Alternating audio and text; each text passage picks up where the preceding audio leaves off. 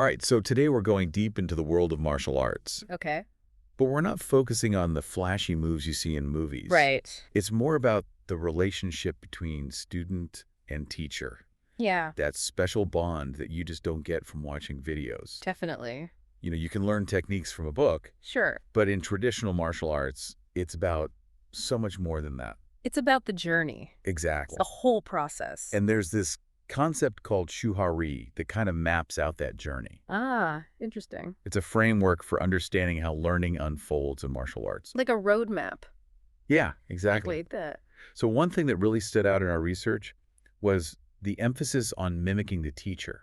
Especially early on. Yeah, in that initial Shu stage. It's crucial. And it's not just mimicking the moves. No, it goes deeper. It's like absorbing their whole demeanor, Presence. their humility, their Yeah. dedication. Absolutely. The source even uses this word utsua, which means vessel. It's as if the student is becoming an empty vessel. Ready to receive the teacher's knowledge. Yeah, like a blank canvas. Precisely. So can you elaborate on that a bit? What does it really mean to be that utsua? Well, imagine a potter shaping clay. Okay. At first, the clay just takes the shape the potter gives it. Right. Similarly, in the Shu stage, the student is molding themselves to embody the teacher's form. Nice. And this is not about blind obedience or anything. Right. It's about building that foundation of trust, Yeah. that deep understanding between student and teacher. Gotcha. By surrendering to the teacher's guidance, the student opens themselves up To what? to absorb these deeper lessons. Ah, that makes sense. Lessons that go way beyond the physical techniques. Right. It's about the spirit of the art, the principles, the mindset. Now, there's another term that really caught my attention. Which one? It's shoshinsha.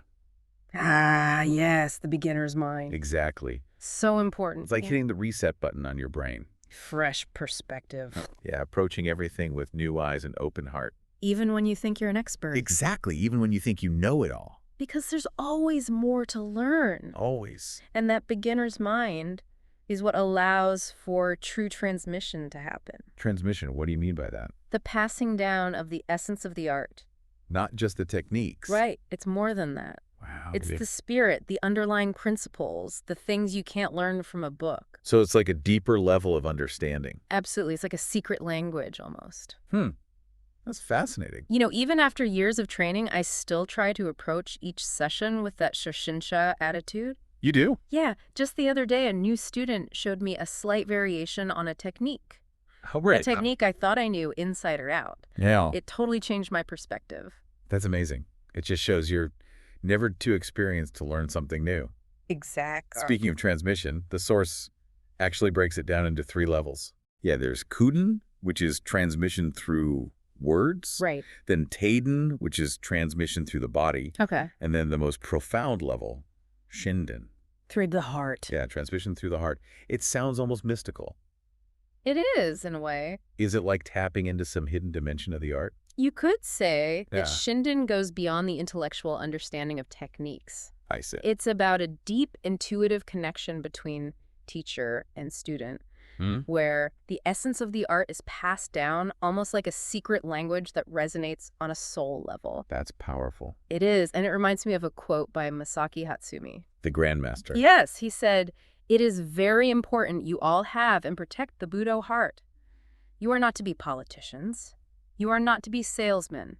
You are to be, first and foremost, martial artists." Wow, that's really resonated with me. Me too. It highlights how this journey is about so much more than just personal gain. Exactly. It's about carrying a torch, honoring a lineage, Embodying a philosophy. a way of life that extends far beyond the training hall. Absolutely. So it's not just about becoming a fighting machine. No, it's about something much deeper. It's about absorbing a whole philosophy, a way of being. And that brings us back to you, our listener. Oh, yeah.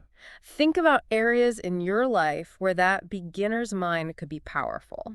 Good point. Where could you become a vessel, an utsua, for learning and growth? What relationships could benefit from that deep level of trust and openness? It's something to think about. It really is a powerful question. And if you're curious to explore Shu-Ha-Ri further, We've got some resources for you. check them out. Until next time, keep those minds open and those learning spirits strong. See you then.